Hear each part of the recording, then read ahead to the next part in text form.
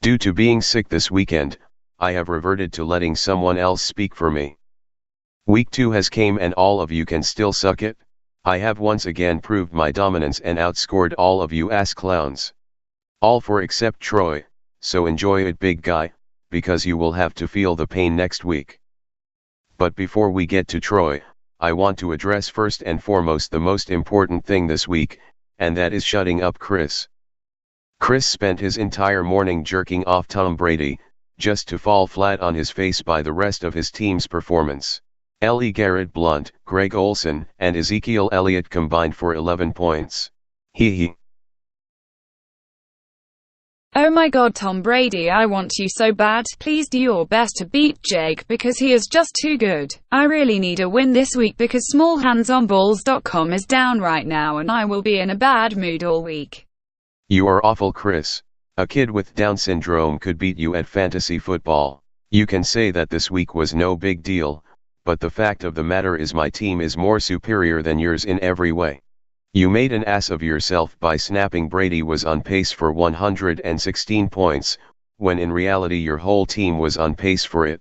Think next time before you speak, or better yet, think to yourself. What would Jake do? That is now 2-0 for Jake in the hypothetical Jake versus Chris segment. Now on to Troy and John. You guys balled out this week, good job. But due to heavy hitters failing, John couldn't repeat his top score from last week.